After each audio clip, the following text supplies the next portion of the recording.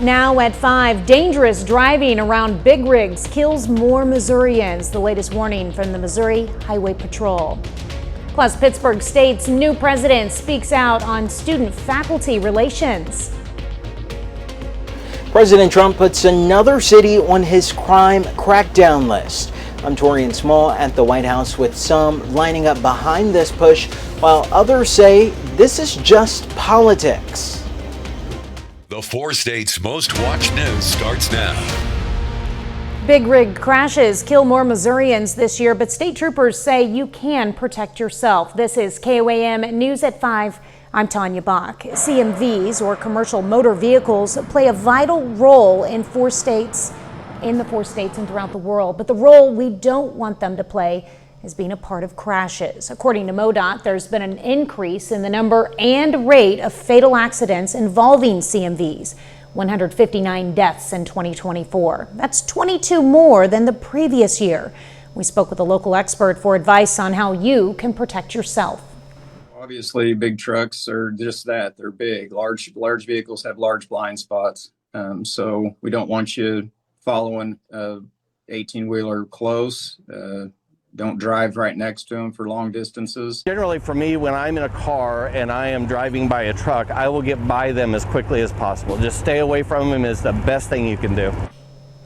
According to SaveMoLives.com, many passenger drivers between 20 and 40 put themselves in danger around these trucks due to inattention and reckless driving. Authorities investigate a train crash in Newton County that took the life of a Joplin woman. The incident happened last night around 6 p.m. on David Drive near the Tipton Ford access at Shoal Creek. Investigators say a southbound train struck a vehicle on its passenger side. The impact pushed the car about 275 feet down the tracks and into the grass. Emergency crews took the driver, a 58-year-old Joplin man, to an area hospital with serious injuries. The passenger, a 64-year-old Joplin woman, died in the crash. Same crossing was the location of another collision back in June of 2024. The crossing is a dirt road marked by a plain crossbuck with no lights, bells, or arms. Pittsburgh State University's newest president says he's excited to be in the position. Dr. Thomas Newsom says his top goals are to improve student-teacher relationships and help professors by giving them the resources they need to succeed. President Newsom says while no program is on the chopping block, he will be fiscally responsible with every dollar the university receives. Well, my plans are to continue to make Pittsburgh State University the epicenter for supporting the economic growth of Kansas, Missouri, Oklahoma, our state, and our region. And Pittsburgh State has already set itself on that path. Tonight on KOAM News at 6, we hear from students about what they hope the new president will accomplish. Well, meteorologist Lindsay Gaffney joins us now with a first look at weather. We do have storm chances tonight, later on this evening. Now we're mostly looking at a hail risk. Pretty significant threat for hail just in our northern counties. And then we also could see some high winds with winds gusting potentially up to 60, even pushing up to 70 miles per hour in some downburst storms. Now currently winds are looking pretty good. You can see up in the corner where we've got some strong storms already starting to kick off in central Kansas. Though they won't make it into our area until after, you can see after 7 p.m. So around 8 to 9 p.m. That's when our spike of rain starts to push into our area. Storms later on this evening and into tonight. Now already seeing a couple storms popping up near Salina out there north of Wichita right along our cold front. Now that front is going to continue again to push in over the next couple of hours, bringing some strong storms to our northern counties, but I'm going to have all those details coming up.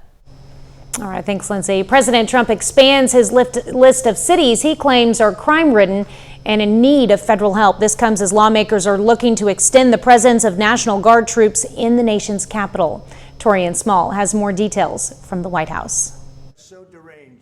President Trump says he's preparing to launch National Guard troops to help combat crime in yet another Democratic-led city. We're going to be going to maybe Louisiana.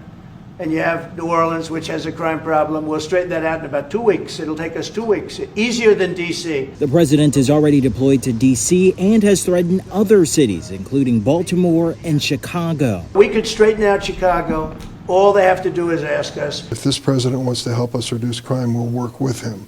But this notion that he is going to invade Chicago, put military checkpoints in that city, for God's sake, that's just an outrage. Illinois Senator Dick Durbin says the president is playing politics. He's ignoring states with Republican leadership where crime is even worse.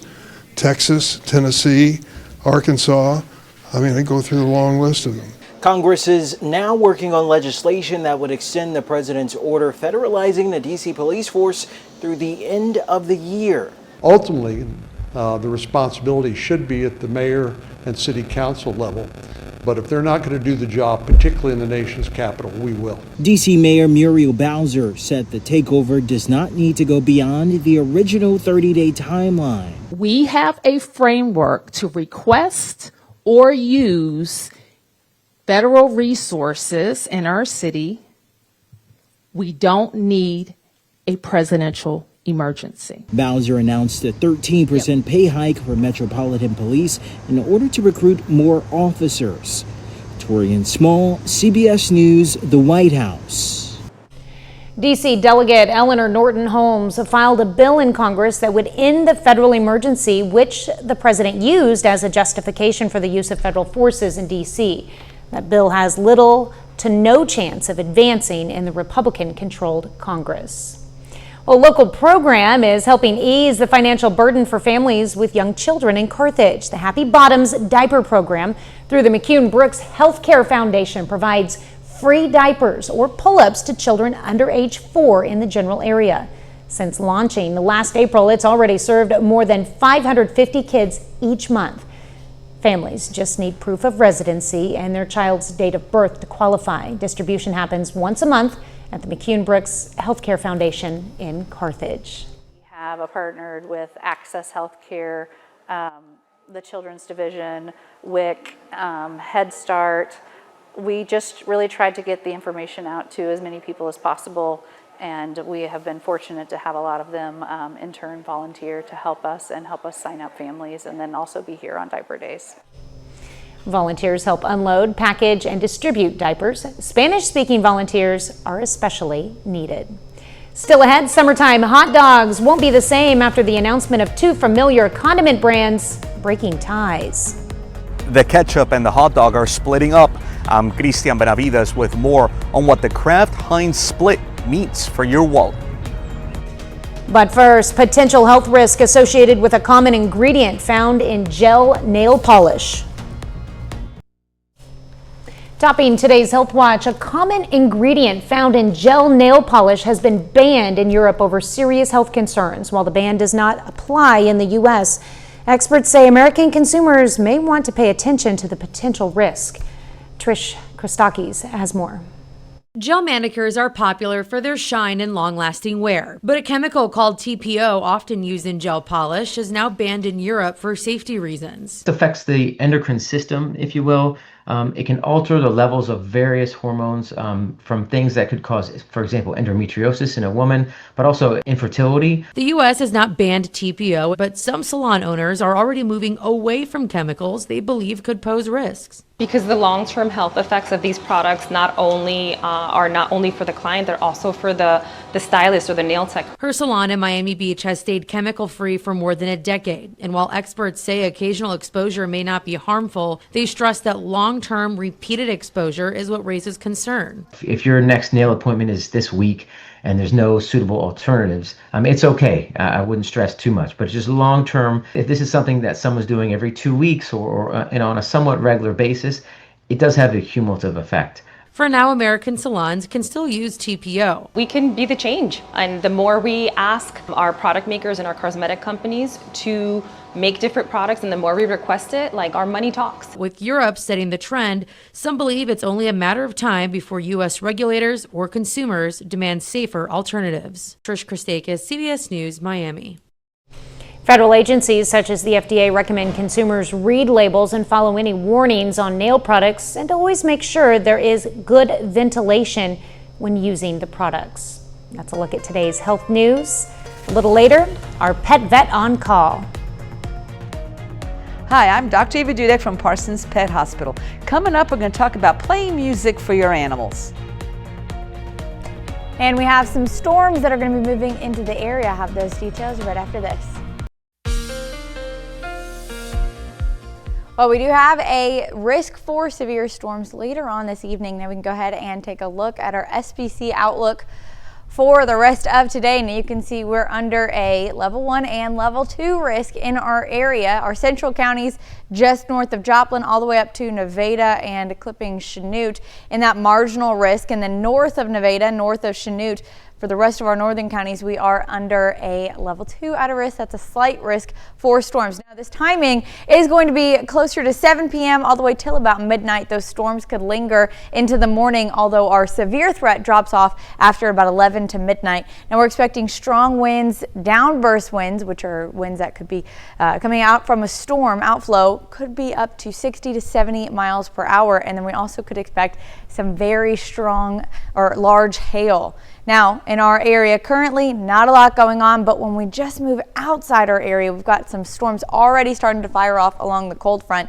Now, just north of Waterloo, you can see some little guy trying to pop up, but our first severe thunderstorm warning along this front is out in Salina. Now, they have baseball-sized hail out there, so pretty large hail core, and then you can see some clusters of thunderstorms just surrounding it. So those are going to continue to push closer to our area over the next couple of hours. Now you can see where we have storms all along our cold front, all the way in northern Missouri, central Kansas, and then even down to Texas as that cold front is pushing in. Now, current conditions, we've got sunny skies, clear skies, beautiful out there in Joplin.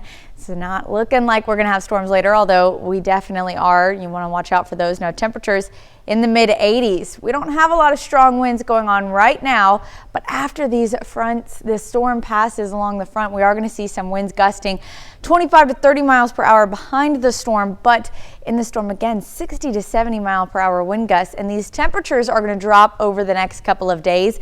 Though today we were in the mid to upper 80s, so overall not too bad. You can see 86 Pittsburgh, 85 Nowata, 84 Joplin, 87 up in Stockton. So we're all about the mid 80s, looking pretty good.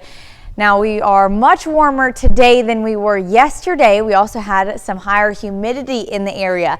Again, not all changes because of this front that's moving through. We've got these clear skies. It just adds to the instability because we get a lot of surface heating today. So we have had very warm temperatures. You can see tonight dropping down only to the upper 60s, and those scattered thunderstorm chances do continue. Now, we're really looking at a significant hail threat and a high winds threat as well. So as we see these storms starting to get closer to our area about 8 p.m. and then strong storms in our northern counties hitting the Yates Center, maybe even Chanute. But by the time it makes it into southeastern Kansas, mostly this is about 10 to 11 p.m., mostly only seeing scattered showers to a couple of isolated storms still staying north of Nevada. You can see not really making it closer to our central county, so we are looking pretty good for that. Now, again, in the morning, we could see a couple of storms still lingering, but most of us are going to have clearer skies tomorrow. And we also are going to have much cooler temperatures, upper 70s, low 80s for the rest of the weekend. All right. Decent temperatures, you know, rain when we need it. Not bad at all. Exactly. All right. Thanks, Lindsay. Well, coming up, familiar brands split, causing worry for workers at both food companies. Topping today's Consumer Watch, two iconic brands, Kraft and Heinz, are calling it quits after 10 years together as one of the world's biggest food companies. CBS's Christian Benavides has more from Boynton Beach, Florida, on what the split means for your wallet. The ketchup and the hot dog are breaking up. Kraft Heinz announced plans to split into two companies 10 years after the mega merger that made it one of the world's largest food conglomerates. One company will focus on condiments and shelf-stable meals. That includes Heinz, Philadelphia, and Kraft Mac and Cheese. The other will be grocery staples like Maxwell House, Oscar Mayer, Kraft Singles, and Lunchables. Food marketing experts say the split was inevitable. The Kraft Heinz results for the last couple of years have not been all that great. They haven't really seen a lot of growth. Part of the reason for that, a shift in consumer tastes away from highly processed foods toward healthier options. The customer has become much more diligent in what they're buying, and so it's making it more difficult to allocate your resources properly. The announcement follows the recent breakup of other brands like Dr. Pepper unwinding its merger with Keurig and Kellogg splitting in two. It seems like it has worked out quite well for Kellogg's in regards to you would not have gotten $41 billion in value if you had kept Kellogg's together. As for how much you'll pay for those popular brands, experts do not expect prices to change. Customers may even see more innovation. If you can split your resources and allocate them properly, customer will actually probably see a benefit from this. Like many divorces, this one could be expensive. The split is expected to cost the company about $300 million and take about a year to complete. Cristian Benavides, CBS News, Boynton Beach, Florida. Kraft Heinz's 36,000 employees face a year of uncertainty during the unraveling. Well, millions of Americans are crossing their fingers there'll be a lucky winner in tonight's massive Powerball jackpot drawing. The jackpot grew to an estimated $1.4 billion, making it the fourth largest in Powerball history. No one has won the big prize since May. Across the U.S., people lined up to buy $2 tickets in hopes of matching all 6 numbers. I have no expectations at all, and very rarely ever play the lottery, only when it gets this big. My uncle told me literally like 15 minutes ago to go buy a ticket. I never played, so I'm just going to try it out today. People in front of me, people in behind me, all, felt good vibes from them too. So I think somebody's going to win it from this store, but I hope it's me.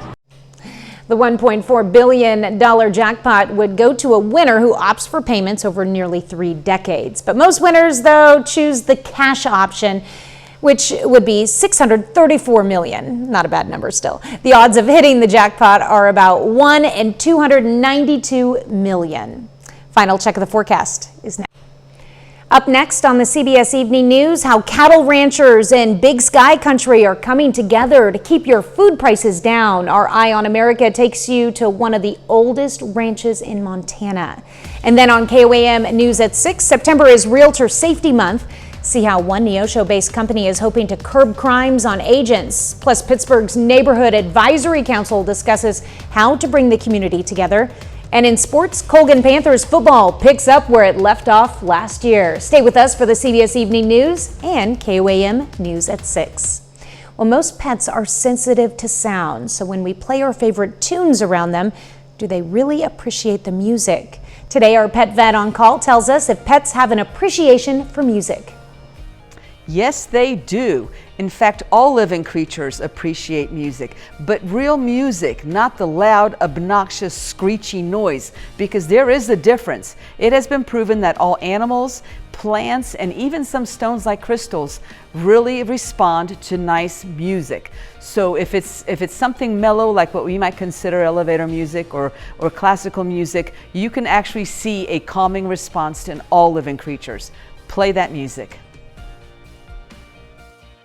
To know, we invite questions from anyone. If you have one, just send it to petvet@koamtv.com. Dr. Eva Dudek from the Parsons Pet Hospital answers a different question or brings us a fun fact every Wednesday on KOAM News at 5. You can also find answers to previous questions on our website.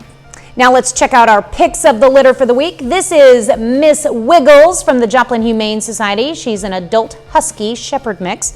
And on the right, Pretty Pickles is at the SEK Humane Society. She's a domestic short hair, a delightful 4-month-old kitten, sure to add a little flavor to your life. If you're looking for a pet, why not check out your local Humane Society? Pretty Pickles. Oh, yeah.